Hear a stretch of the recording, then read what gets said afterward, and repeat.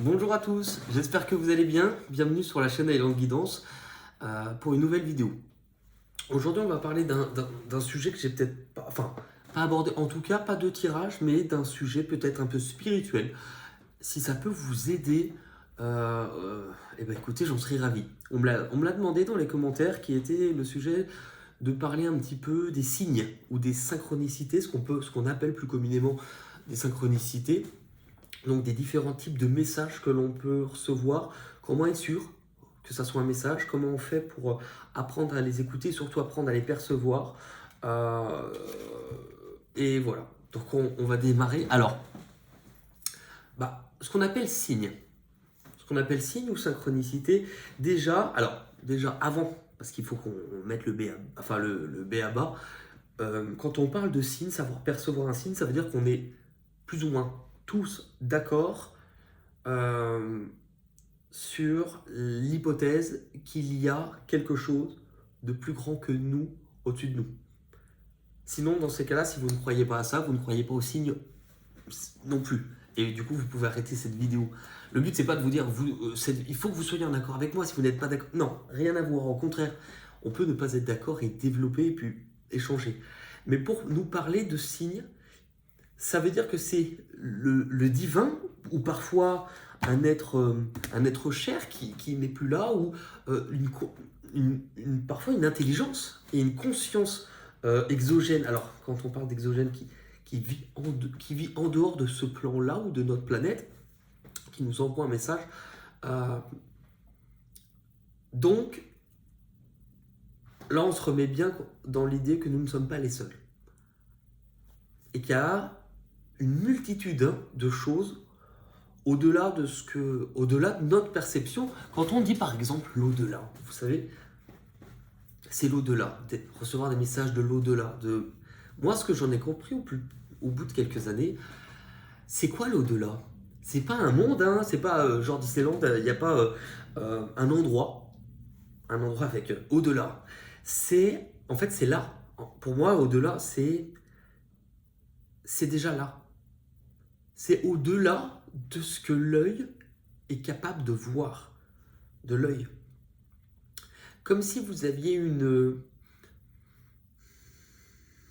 un autre plan, une autre fréquence, une autre dimension, comme un calque en fait, qui est sur le nôtre. Alors, à certains endroits qui se superposent, mais qu'on n'est pas capable de voir.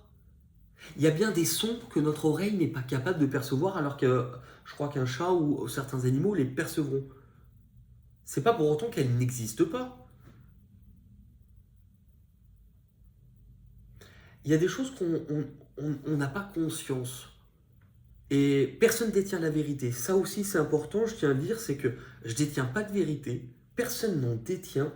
Mais je suis là pour vous partager un petit peu où j'en suis, ce que je comprends, essayer de vous aider. Ça ne veut pas dire en plus que je dirais des choses vraies, je peux dire des conneries. Mais moi, c'est ce que j'ai compris, qu'il y a une multitude de choses autour de nous. On est bien petit et on n'est clairement pas en haut de la chaîne. Enfin, on n'est clairement pas les rois en haut de la chaîne alimentaire comme on pourrait le penser. Euh, les synchronicités. Alors, les synchronicités, ce qu'on appelle synchronicité, c'est par exemple des signes, ce qu'on pourrait appeler des signes, des événements ou une succession d'événements, parce que une répétition d'événements qui sont là pour vous transmettre ou vous faire parvenir un message afin que vous receviez ce qu'on va appeler une guidance en fait. Ça vient de votre... il y a quelque chose qui est là pour vous donner un message à votre âme. Euh, Généralement, je pense que, alors pas tout le temps, mais si vous demandez un signe, vous le recevrez. Alors évidemment, je vous vois venir, hein, si vous demandez un signe précis à telle heure, vous n'allez pas recevoir un signe précis à telle heure. Alors, parfois, hein, ça peut être fulgurant. Mais il faut que vous établissiez déjà un contact et une connexion. Quand on parle de guide, d'ange ou La prière, par exemple. Je ne vous parle pas de religion hein, ou de foi. Mais moi, en tout cas, dans mon cas, comment ça s'est développé ou comment j'ai commencé à ressentir, ça a été en commençant à prier. Et c'était les premiers temps, donc il y a 5 ans, c'était vraiment est-ce que si j'ai des guides, si vous êtes là, aidez-moi. Enfin, en fait, on ne se rend pas compte aussi de la puissance de ça, puisque en faisant ça, vous commencez à établir une connexion avec vous-même et aussi ce qui est autour de vous. Il faut apprendre à écouter aussi.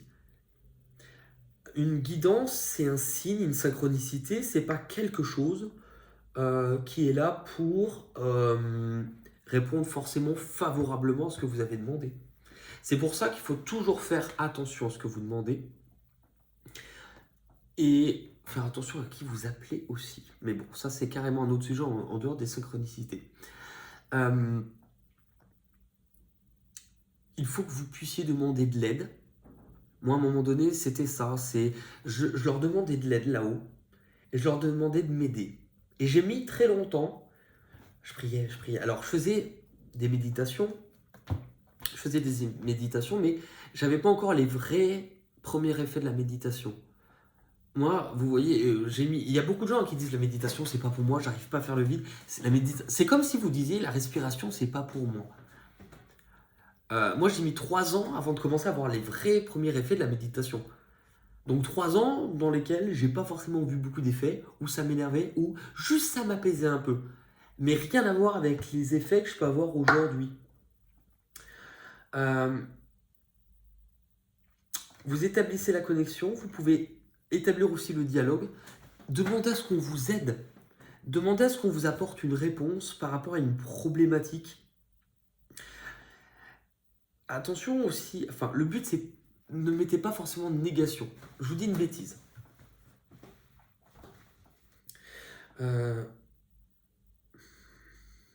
Si par exemple vous demandez à vos guides, j'ai envie qu'on m'apporte une relation pour ne pas souffrir, ou j'en ai marre d'attendre, vous envoyez en vibration par exemple, vous vibrez quelque chose qui va plutôt vibrer le manque. Si vous... J'ai envie que cette personne revienne. Ce que vous vibrez, c'est pas l'amour que vous avez pour cette personne. Ce que vous vibrez à ce moment-là, c'est le manque que vous avez de cette personne. Et donc, plus ou moins, ce que l'univers va vous envoyer, il nous demande du manque de cette personne. On va lui donner du manque de cette... Donc, vous allez ressentir encore plus. Ça paraît bizarre, mais je vous schématise un petit peu, mais pour vous montrer un peu comment ça fonctionne en partie ou ce que j'en pense. Maintenant, quand vous demandez d'être aidé et que vous souhaitez recevoir un message, moi, quand j'ai commencé à entendre mes guides, ou en tout cas une conscience qui a commencé à me répondre, je me suis rendu compte qu'on m'a gentiment dit que je ne posais pas du tout je ne faisais pas la façon de faire. Et je pense qu'on est très nombreux à faire cette façon. Donc du coup, je ne comprenais pas. Et il me disait, mais tu te rends compte que tu es dans ta tête sans arrêt en train de nous poser des questions et qu'en fait, nous, le temps qu'on te réponde et qu'on t'envoie un signe ou la réponse à la question 1 dans ta tête, mais tu es à la 48. Et en fait, en réfléchissant,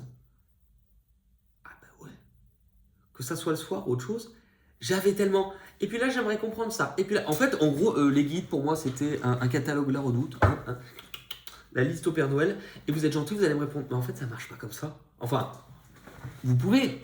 Moi, je me suis rendu compte que ça fonctionnait pas du tout. Ça fonctionnait pas du tout de cette façon-là. Donc, du coup, de façon un peu plus humble, je me suis rendu compte que oui, comme un enfant qui connaissait pas les règles, je demandais trop de choses. Et puis en fait, je demandais trop de choses, mais dans ces cas-là, en demandant trop de choses, il y a des choses qu'on n'est pas prêt à recevoir ou à entendre. Il faut accepter. Donc je me suis à ce moment-là focalisé plutôt sur une demande. Et je demandais, s'il vous plaît, dans les jours à venir, pouvez-vous me donner une réponse que je sois capable de comprendre. Je disais ça parce que je me suis dit, il suffit qu'ils m'envoient un signe qui est gros comme une maison, mais qui est pas... que je passe à côté parce que c'est pas mon truc ou c'est pas... et ben, je le verrai pas. Je le verrai pas. Donc je demandais ça. Et en fait, à ce moment-là, j'ai commencé effectivement à avoir des signes, mais il faut être... Alors, il faut être ouvert.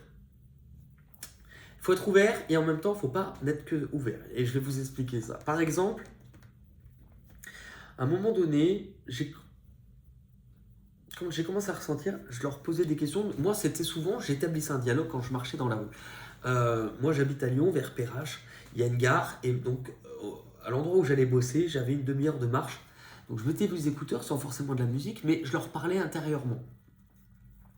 Et je me suis rendu compte qu'intérieurement, c'est comme ça que j'ai développé ma claire audience, que j'entendais. Alors, quand j'ai dit j'entendais, souvent dans les films ou autres, quand on vous parle de clairaudience, moi j'avais toujours cru que quelqu'un entendait vraiment une vraie voix. Alors que moi, en fait, non.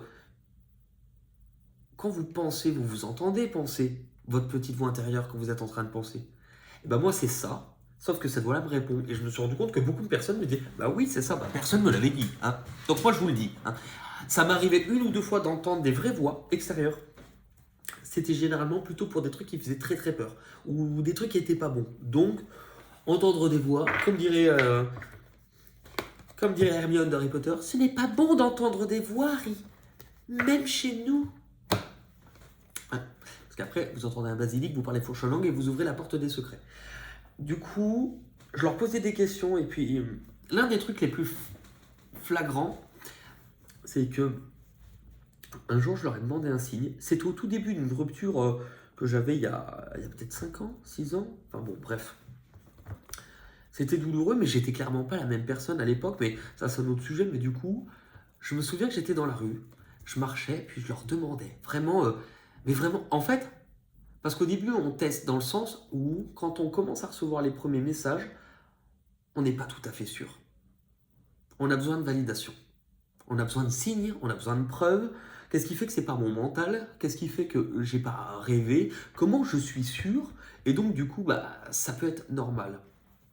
Et moi, je pense que je leur pose une question, je m'en souviens encore. C'était sur la personne avec qui je venais de me séparer. Je leur dis voilà, s'il a toujours des sentiments. Alors, je suis bête parce que. Enfin, bête. Vous avez compris. J'aurais dû demander ce que cette personne va revenir. Je leur ai demandé si cette personne a toujours des sentiments pour moi. Donnez-moi un message. Donnez-moi un message. Et moi, je passe toujours par les mêmes chemins. J'ai ma route. Et là, je ressens intérieurement, comme si on me disait tourne à gauche ou tourne à droite. Je vous dis une connerie, mais en tout cas, tourne. Et pourtant, j'étais normalement sur une ligne droite. Mais ça m'a tellement que j'ai tourné. Et au bout de la rue, je suis tombé nez à nez avec la personne. Et on ne se croisait pas. Et là, je me dis, alors là, c'est flagrant. Et là, par exemple, ça, c'est fulgurant. Ça, c'est un message. Et bon, cette personne n'est jamais revenue dans ma vie. Mais c'est pas la question que j'avais posée. À l'instant T, il y a 5 ans, 6 ans, j'avais demandé si cette personne avait toujours des sentiments pour moi. Alors, pour certaines personnes pourront vous dire oui, c'est possible, c'est ça, mais pour moi, c'est une synchronicité. En fait, une synchronicité, c'est quand vous demandez à être guidé ou que l'on vous réponde par rapport à une problématique ou une question que vous vous posez, mais que vous ouvrez votre cœur à la réponse. En fait, la vie va utiliser différents stratagèmes, différentes passerelles, différentes choses pour vous apporter un message, pas toujours de la façon dont vous le voulez, mais en tout cas, une synchronicité, c'est quelque chose qui, quand vous le vivez, ça vous percute dans le cœur, ça vous fait quelque chose, où ça vous parle instinctivement. Je dis ça parce que, évidemment, on va venir aussi sur la partie, donc, il y a plein de... Alors, je ne suis pas le roi, il y a les plumes, et certains vont dire, oui, alors cette couleur, Personnellement, une plume, c'est une plume. Pour moi. J'aime pas forcément les personnes qui... Oui, alors celle-ci, elle a été rayée, celle-ci, elle a une tache, alors celle-ci, ça veut dire que, franchement, quelqu'un pense à toi, mais seulement le lundi, entre 14h et 15h, vu le trait de cette plume. Enfin, non, pareil, si vous partez de chez vous, avec l'idée de trouver des plumes, et que vous marchez comme ça, je peux vous assurer que vous allez en trouver. Mais ça ne sera pas pour autant une synchronicité. Les heures miroirs. Si à 10h09, vous regardez votre téléphone, 10h10, regarde. Bah non. Sachant en plus qu'il y a des heures où c'est plus logique qu'on les voit parce que c'est des heures où on est réveillé ou des heures où on a plus souvent son téléphone dans les mains. En fait, ça ne veut pas dire que ça n'existe pas, ce que je vous dis. Mais là, pour moi, c'est des choses où on essaye un peu de noyer un fourre-tout de folklore, de New Age. Mais une vraie synchronicité, c'est ça. C'est quand vous demandez à la source, à l'univers, à ce qui est au-dessus de nous, et peu importe le nom que vous allez donner, qu'on vous réponde à une question. Généralement, on va toujours passer par un canal que vous êtes capable aussi de... On vous dit, vous, d'ouvrir les yeux, mais soyez ouverts. Ça peut présenter même une forme la plus anodine. Ça peut être un mot. Ça peut être une chanson. Ça peut être même par le biais d'autres personnes. Où on vous fait... on intervient par rapport à une autre personne, par exemple. Je vais vous donner beaucoup d'exemples, mais c'est comme ça que moi je les ai vécus, donc que je peux vous transmettre en disant, pour moi je me suis rendu compte. Un jour, je me posais une question vraiment sur un choix qui était un peu difficile, que je devais prendre, et je ne savais pas si je devais y aller. Clairement, c'était ça. Et je leur demandais, mais est-ce que je dois y aller et tout ça, vraiment, est-ce que je dois y aller? Et je rentre dans le métro, et juste devant moi, je me pose la question intérieurement, à l'instant même, est-ce que je dois y aller? J'étais pas en train de le dire à voix haute. Les deux filles qui étaient devant moi, elles se retournent et font, ah mais non, mais franchement, mais n'y va pas. Et elles rentrent dans le métro. Alors, en temps normal, c'est peut-être des discussions qui sont naturelles, que les personnes ont l'habitude de se poser. Mais à l'instant où je me posais cette question, c'était pour moi, en fait, ça m'a fait, vous savez, comme quand quelqu'un qui joue d'une corde et que la note est juste, elle vient résonner jusque dans votre cœur, vous le savez quand c'est pour vous. Donc pour moi, j'avais ma réponse. D'autres, j'en ai tellement des anecdotes comme ça, mais par exemple, dans la rue où je marche et je posais la question sur les guides. Parce que moi, ils avaient beau me donner un sinistre, c'était pas assez. Il y avait une période où c'était OK, mais ça peut encore être expliqué d'une façon rationnelle. Jusqu'à un jour où c'était tellement fort que OK. Et en fait, il dit, bah, regarde sous tes pieds. Et j'avais mes lacets qui étaient défaits, donc regarde sous tes pieds. Je regarde sous mes pieds, je crois qu'il y avait écrit M ou un truc comme ça, vraiment sur le trottoir. Et après, j'entends, bah, relève la tête. Donc je refais mon lacet, je me penche, je relève la tête. Il y avait une pancarte juste au-dessus de ma tête, Ange Michel. Je me suis dit, bon, c'est rigolo. Des anecdotes, j'en ai plein, mais ça, ce sont des types de messages.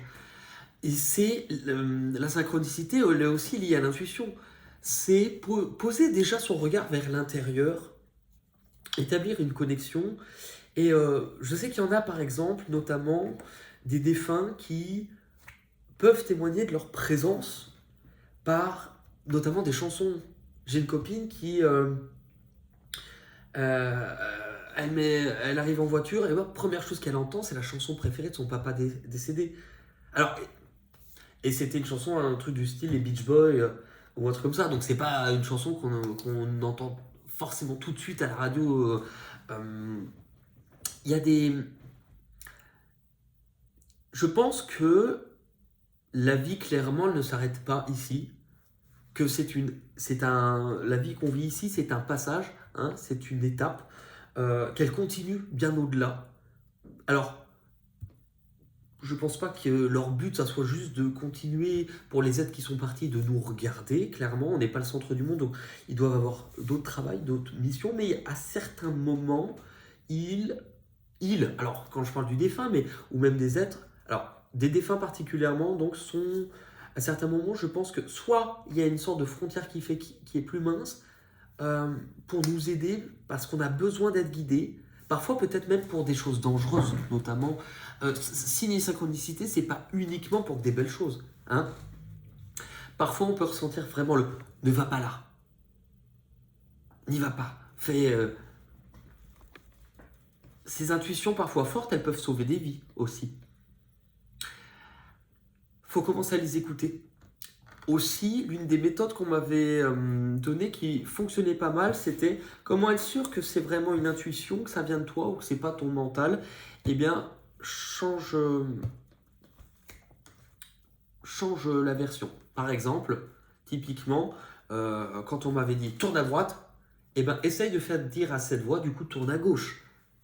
En principe, si tu peux facilement détourner la voix, et que la voix, tu vas entendre plus tourne à gauche, c'est que c'est plus ton mental et que tu viens de le moduler. Une intuition, il y a quelque chose, elle reste. Après, certains vont expliquer qu'il y a des causes logiques, par exemple. Ils vont vous dire, oui, mais c'est pas une synchronicité. Par exemple, quelqu'un, je sais pas, je te dis une bêtise, mais a vu un ballon. Oui, mais il était à côté d'une fête foraine, donc finalement, c'est pas une synchronicité, puisque, en fait, alors, ça n'empêche pas que ça soit une synchronicité. Parce que l'univers va se débrouiller de passer par différentes pistes. Oui, il ne va pas faire matérialiser un ballon comme ça. Mais l'univers trouve toujours à se frayer un chemin de choses. Faire attention aussi à ce que vous demandez. Je pense notamment à certains êtres, parce que clairement, moi je pense qu'on n'est pas les seuls, qu'il y a bien d'autres êtres, d'autres consciences, d'autres... ceux qui s'intéressent un peu à l'ufologie, ce qu'on va appeler l'ufologie, l'étude des phénomènes paranormaux, ovnis, qui s'intéressent, pour moi, ils sont intimement reliés avec l'intuition, ces choses-là. On reçoit des messages de choses autour de nous qu'on ne peut pas toujours expliquer. On parle parfois dans certaines religions, même dans pratiquement toutes les religions, de peuples qui viennent des étoiles, ou il y a un gros lien, hein. De l'autre côté, il n'y a pas aussi que des gens ou que des esprits bienveillants. Quand on parle par exemple de démons et autant on parle de saints, des anges et des démons, je pense que c'est plus ou moins les êtres ou certaines consciences de l'autre côté. Certaines sont bonnes. Alors, il y a certains êtres, en fait, pour moi, il y en a deux types, dans les types d'êtres, pas de race, hein, je vous parle, mais il y a des êtres qui sont là uniquement pour nous élever, nous aider à nous élever. Et donc, leur but, c'est qu'on soit des personnes plus dans le cœur, qu'on puisse nous élever notre propre vibration pour évoluer, mais aussi élever les vibrations de la Terre. Mais il existe aussi des êtres qui ne souhaitent pas, parce que finalement, on est aussi peut-être une sacrée main-d'œuvre pour quelque chose qu'on n'est pas considéré comme grand-chose autre, hein, que du bétail ou des insectes. Et qui se nourrissent beaucoup aussi par la peur, hein. C'est pour ça qu'il y a quand même ces deux possibilités, ces deux choix vraiment importants, ces deux énergies importantes dans la vie. Il y a soit l'amour, soit la peur. Et tout découle de ça, à l'infini. Mais on était dans les synchronicités. Je pense que c'est déjà pas mal pour faire une première vidéo là-dessus, pour vous avoir expliqué. Ça prend du temps, il faut établir d'abord, comme je vous l'ai dit, votre dialogue intérieur. Méditez aussi ou être prêt à recevoir, parce que forcément, plus vous avez la tête embrumée par des angoisses, par vos pensées, moins vous êtes connecté, aligné et ouvert à ce que la guidance, à ce que l'extérieur, enfin vraiment à ce que le divin puisse... On dirait une petite croix de Jésus là, vous avez vu ? Non, c'est peut-être moi qui fabule et qui dis une connerie. Moi, je voyais comme une croix, là. Là. Jésus revient, Jésus revient, Jésus revient parmi les tiens. Du haut de ta croix, montre-nous le chemin, toi qui le connais si bien. Vous me faites, Marielle, non, ça va pas. Maman, maman! Ils sont fermés dans la chambre, ils sentent la colle. Ils sentent la colle.